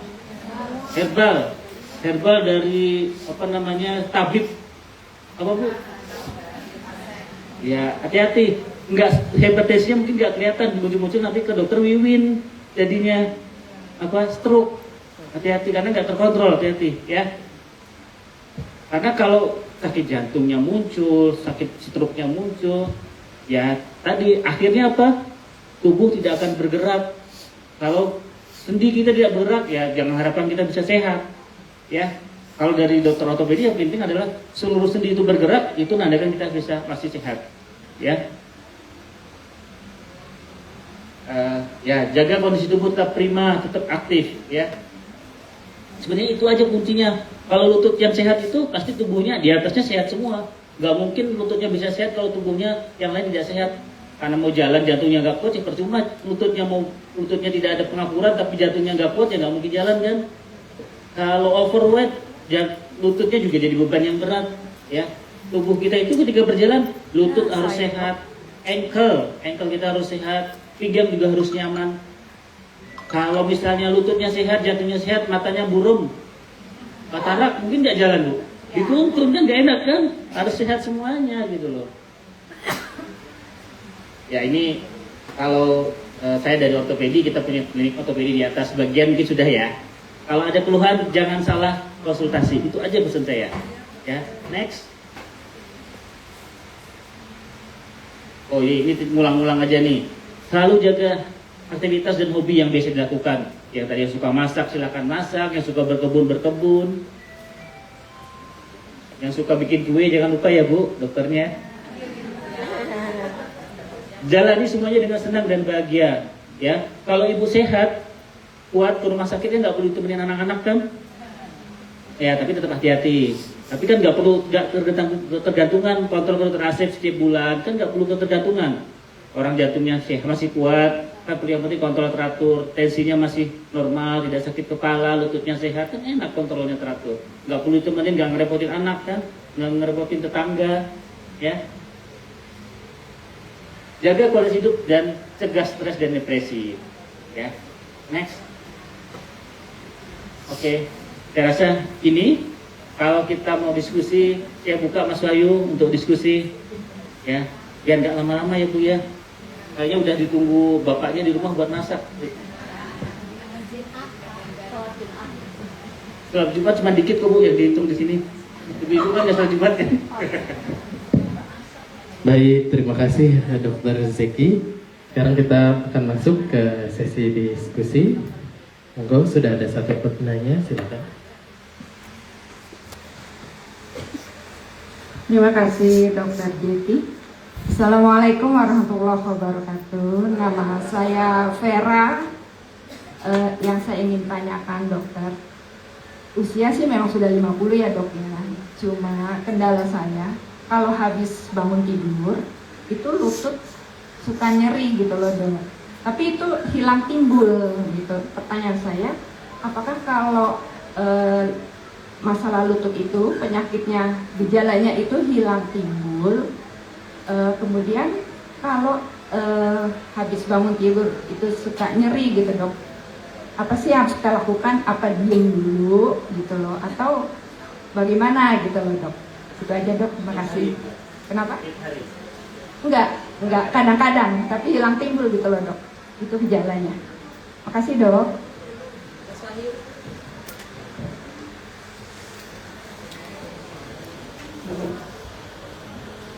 Assalamualaikum warahmatullahi wabarakatuh, Dokter Zeki. Kebetulan saya juga ada nyeri lutut di sebelah kiri. Kalau yang kanan ada termeniskus, cuman nggak boleh terlalu ditekuk aja lututnya. Yang saya tanyakan, karena banyak sekali di masyarakat awam itu kalau lututnya sakit, akhirnya aktivitasnya berhenti. Aduh, boleh saya nggak olahraga dulu karena lututnya sakit. Jadi nggak olahraga, terus sama dokternya juga katanya disuruh istirahat. Tuh, itu bagaimana? Ininya dok sebenarnya. Terus yang kedua ada lagi lututnya sakit, dianjurkan katanya disuruh bersepeda. Itu benar apa yang ada? Itu aja. Terima kasih. Assalamualaikum warahmatullahi wabarakatuh. Satu penanya lagi. Ada yang mau bertanya, Bu? Maaf ya, Bu.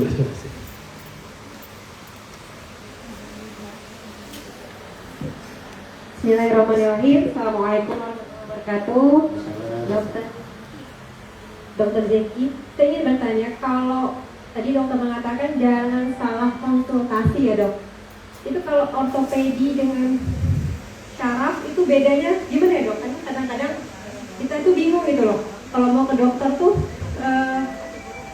kemana? Karena kalau ortopedi di pikiran saya itu biasanya suka kecelakaan patah tulang gitu ya, atau yang dioperasi. Ya, perbedaannya apa? Terima kasih dok. Assalamualaikum warahmatullahi wabarakatuh. Baik, silakan Dokter Zeki. Terima kasih Mas Wahyu, Ibu-ibu, makasih. Menarik ya pertanyaannya. Saya rasa itu mewakili sebagian besar kita, ya. Bangun tidur, lutut sakit, kadang muncul, kadang enggak ya. Ya, saya mungkin bisa bilang bahwa satu, kita ingat-ingat lagi kemarin kita habis aktivitas apa? Ada nggak yang sedikit berlebihan dari biasanya, ya, atau berbeda dari biasanya? Kadang kalau otot kita yang tidak biasa dikerjakan, tiba-tiba kita kerjakan, ya ototnya akan kita bilang fatigue, lelah. Ototnya mungkin lelah, ya mungkin paginya atau malamnya baru terasa dia capek, linu, pegel gitu kan. Kalau hal itu yang terjadi, istirahatkan aja sebentar. Ya 1-2 hari kurangin sedikit aktivitasnya. Kemudian kalau nyerinya masih berlanjut, minum obat nyeri yang ringan, paracetamol atau yang Ibu rutin minum ya. Tapi jangan beli jamu pegel linu yang di warung ya. Karena biasanya obat-obat seperti itu mengandung steroid. Steroid itu Ibu minum cesplem langsung kayak Ibu segar bugar. Tapi itu nggak boleh rutin teratur, terlalu sering. Bisa jadi nanti jadi keropos tulangnya, osteoporotik. Ya kalau osteoporotik apa yang terjadi? Kesandung sedikit jatuh patah, ya bengkok tulangnya, ya itu yang perlu dihindari. Kemudian tapi kalau misalnya udah cukup sering, kadang ini menjadi gejala dari osteoartritis, peradangan, baik itu mau di lutut, mau di tangan kita, di sendi-sendi kita, ya. Oke. Kalau misalnya tidak ada bukan terkait dengan aktivitas, bukan NOA, ya harusnya sih dengan diistirahatkan saja harusnya mereda Bu, ya. Tapi penyebab yang lain mungkin aja macam-macam, bisa asam urat, bisa apa gitu ya. Tapi jangan disimpulkan bahwa ini saya asam urat nih, belum tentu. Asam uratnya mungkin normal, dia bukan karena asam urat, bisa jadi karena aktivitas sebelumnya, bisa jadi karena kalau berlanjut nih bisa jadi karena ada cedera tertentu di sana, ya. Lutut kita itu struktur yang kompleks. Saya menampilkan ini yang sederhana aja deh nih. Ini gambaran tulang sama ini bukan di lutut tuh tidak, kalau dilihat di lutut tidak ada otot Bu. Ada tulang paha, ada tulang tempurung lutut atau patella, ada tulang tibia di sana. Di depan di dekat tulang tempurung kita tuh ada tendon yang ke paha sama ke lututnya, itu yang membantu menggerakkan. Ya, di tulang tempurung itu kan Ibu raba ke bawah ada yang keras-keras, tapi dia lunak kayak otot tendon, itu tendonnya. Ya, kemudian ada ligamen di samping-sampingnya, di dalam juga ada ligamen. Itu yang menjaga kestabilannya. Kemudian yang merah ini gambaran meniskus, yang merah yang di tengah ini bantalan, ya. Dia yang numpu lutut kita kalau aktivitas. Kalau Ibu berdiri gini, dia kayak membel bempernya lah, pernya gitu loh, ya. Ya, kalau itu yang cedera, jadi meniscus tear, jadi yang Ibu bilang meniscus tear, ya. Tapi di sini juga ada struktur yang lain. Di sana ada tulang rawan. Kalau gini nih gambarannya, ini tulang rawannya sudah mulai ada yang merah-merah ini menggambarkan aja bahwa tulang rawannya sudah mulai cedera. Tulang rawan itu dia tebal, ya, tebal bisa 3-4 mili kadang. Kalau dia mulai cedera, Ibu mulai terasa ngilu ketika gerakan-gerakan tertentu, ya. Kalau di ronsen mungkin kalau udah agak naik grade pengakurannya udah grade 2 atau 3, kelihatan beda tingginya, miring, ya. Itu kalau gerak bangun duduk ini bangun gitu, jalan terasa nggak nyaman di lututnya. Bisa jadi karena itu juga. OA, pengapuran, ini cartilage. Di sana juga ada kapsul, di sana ada jaringan sinovial. Kalau jaringan sinovialnya terpicu, dia akan jadi bengkak karena cairannya banyak produksinya. Kadang lututnya dibengkak, ada cairan. Kalau ibu pegang ada air banyak gitu, ya. Di sana juga ada saraf, ada pembuluh darah, ya. Ya kadang akan mengganggu kalau dia terganggu. Dan itu struktur yang kompleks gitu ya. Tapi kalau tadi aktivitas bangun pagi baru sesekali ya, perhatikan aktivitas sebelumnya. Entah aktivitas, entah mungkin kalau terkait dengan makanan tertentu dengan asam urat mungkin memicu keluhan itu. Istirahatkan, evaluasi kemarin kenapa, kalau sakit minum obatnya yang ringan-ringan aja. Tapi kalau tidak ada perbaikan ya silahkan kontrol ya.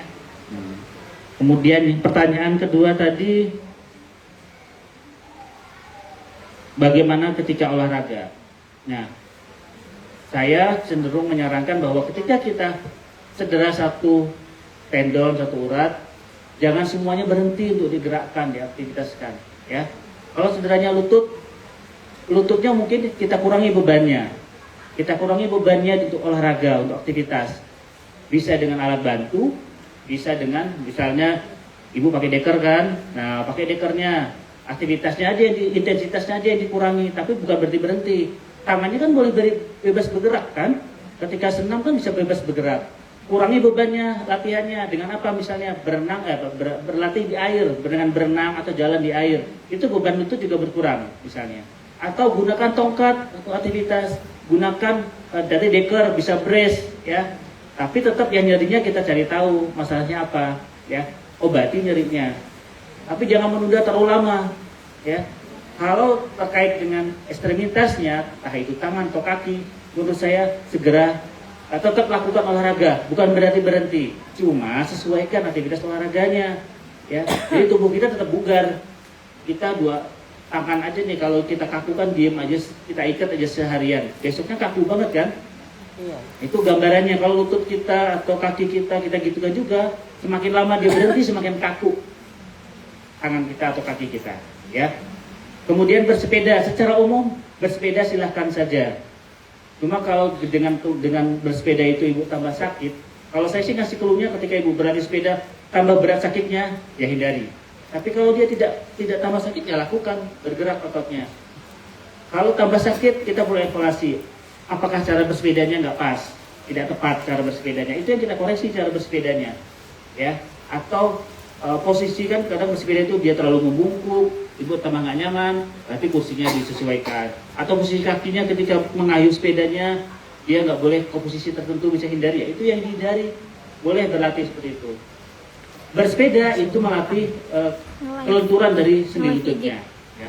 Biasanya untuk ada target-target tertentu, mau kita mau lakukan apa nih? Kita mau ningkatin hindari kekakuannya, atau kita mau ningkatin kekuatan dari otot pahanya atau otot betisnya, itu nanti mungkin berbeda latihannya. Tapi secara prinsip bersepeda boleh dilakukan selama tidak menambah nyerinya. Itu aja sih cluenya. Kalau tidak nambah nyeri, lakukan saja ibu.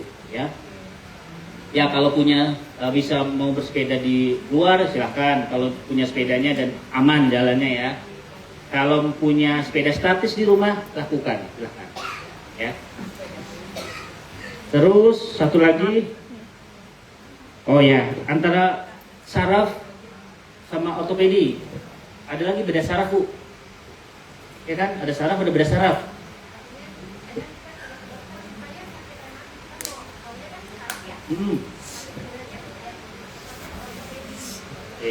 Kalau seperti ibu kasih contoh rematik.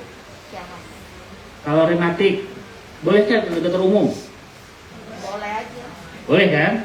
Nah, sebenarnya dokter itu ada irisan, maksudnya ada yang bisa dikerjakan beberapa dokter ya.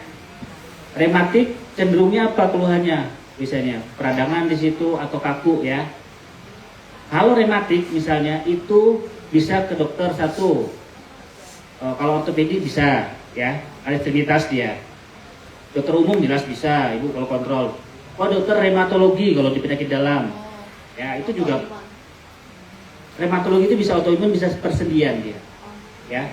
Saraf itu terkait dengan tubuh kita punya saraf sampai ke ujung tubuh kita, ya. Ketika sarafnya terganggu, dia akan mengalami nyeri atau baal mungkin, atau tidak terasa, tidak teraba misalnya, itu kan berarti ada masalah di sarafnya. Saraf itu kayak kabel, Bu, ya. Dokter saraf dia akan lebih paham di mana kabelnya terjepit atau terganggu, ya. Bagaimana merangsang sarafnya untuk teraktivasi atau diturunkan ininya, respon nyerinya misalnya. Dokter saraf, ibu punya nyeri di bagian mana?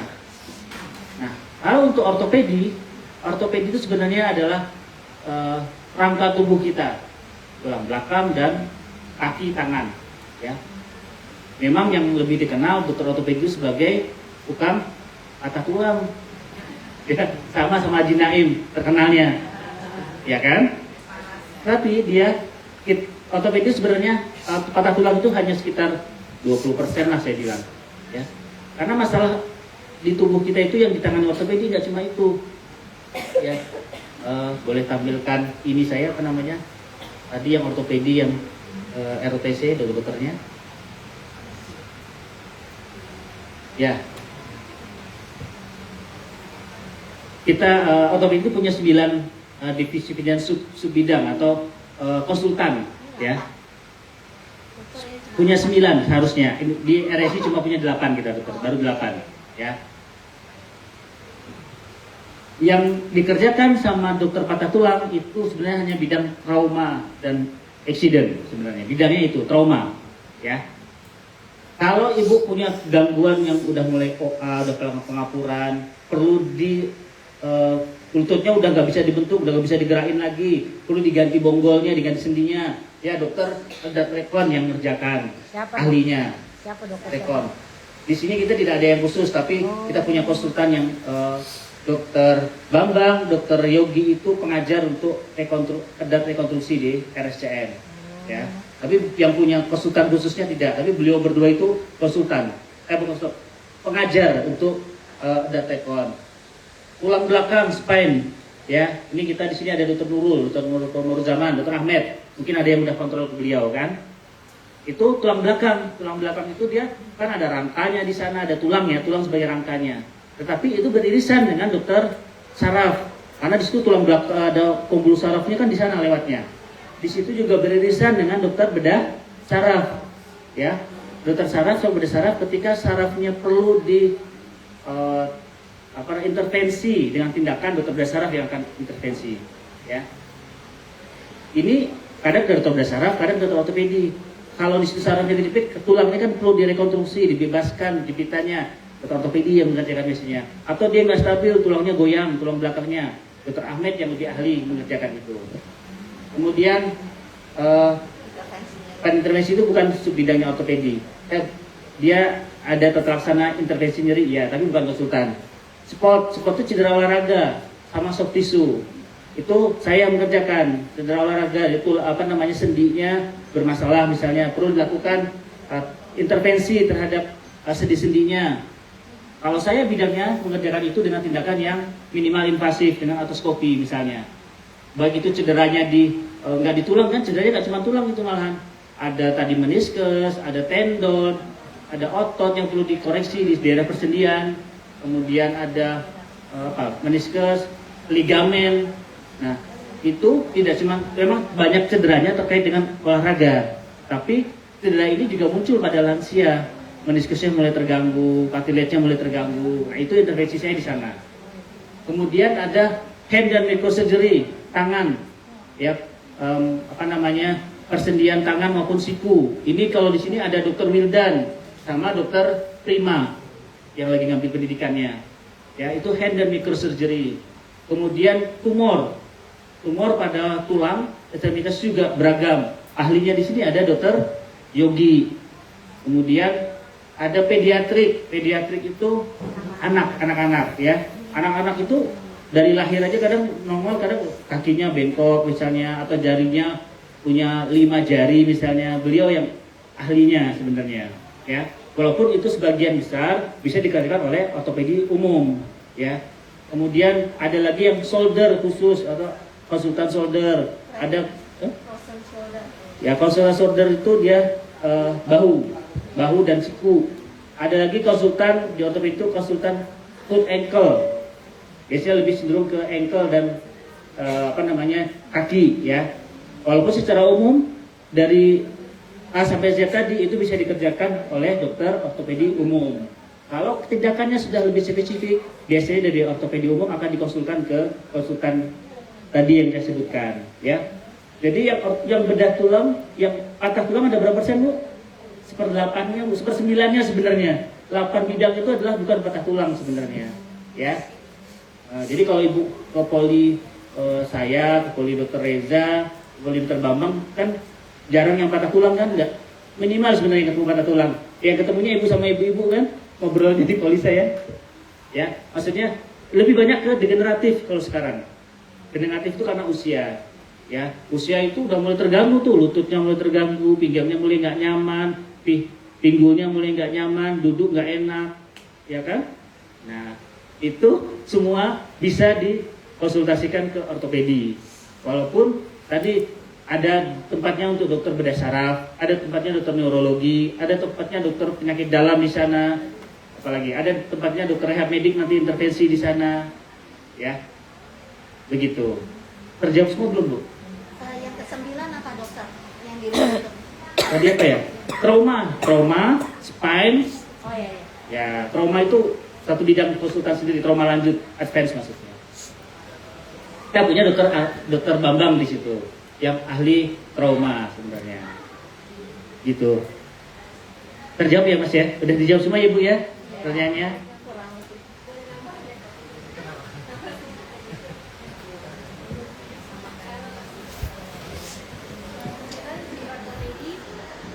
Kalau misalnya saya punya anak karena dioperasi pasang pen, apakah harus dibuka pennya? Karena ada dokter yang satu mengatakan nggak apa-apa karena dia sendiri pennya itu masih ada gitu. Nah, kalau menurut dokter sendiri gimana? Terima kasih. Langsung jawab Mas Bayu. Silakan Dok.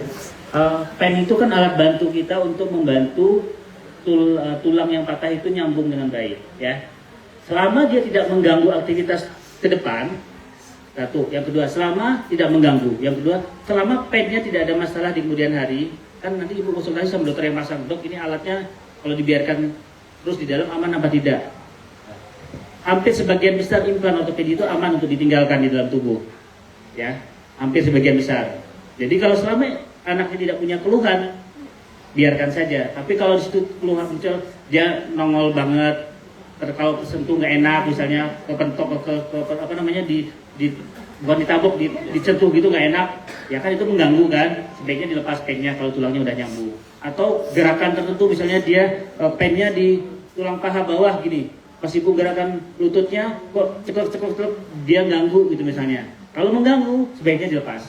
Tapi selama dia tidak mengganggu, nyaman aja, udah biarkan saja. Boleh dibiarkan. Dan saya rasa para ulama pun tidak mengharuskan orang yang meninggal pennya harus dilepaskan. Ya kan, kalau dulu ada yang takut, Dok kalau saya meninggal saya harus lepas pennya. Enggak, saya rasa enggak wajib kok dilepas. Ya. Dokter terakhir dong, kalau misalnya pasang prom yang di lutut, itu nggak boleh treadmill ya? Nggak boleh treadmill. Pasang apa Bu? Prom di lutut. Orang itu ganti bonggol. TKR gitu ya? Iya, nggak bisa ya? Menurut saya sih masih boleh saja gerakan itu. Hanya memang total knee replacement, ganti bonggol lutut itu ada keterbatasan gerakan. Nah, pasien yang akan merasakan, oh saya nggak bisa full nekuk lututnya, berarti gerakan itu yang dihindari. Selama treadmill tidak mengganggu itu, silahkan dikerjakan Bu. Ya. Memang kalau diganti bonggol biasanya Ibu untuk duduk di antara dua sujud yang harus bersimpuh gitu kan nggak bisa. Nah itu yang dihindari. Kalau ada kegiatan yang harus gerakan itu yang Ibu nggak bisa, ya. Oke. Mohon maaf ya Ibu. Sangat luar biasa sebenarnya antusiasmenya ya. Cuma memang kita terbatas waktunya, jadi kami mohon maaf jika masih ada pertanyaan yang mengganjal. Baik. Untuk sesi kedua ini sudah selesai juga, namun sebelum berakhir, kepada peserta yang tadi bertanya boleh silakan ke depan, akan ada pemberian souvenir dari panitia. Asik, gue dapat banget. Ya, ya yang bertanya Bayu, di sesi 1 dan sesi 2. nggak ada kesempatan.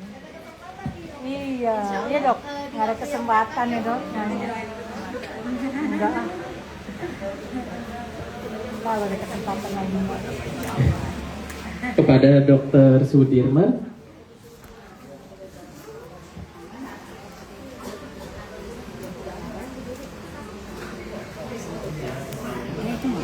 Live-nya udahan. Masih banyak kayak nanti. Nggak apa-apa deh.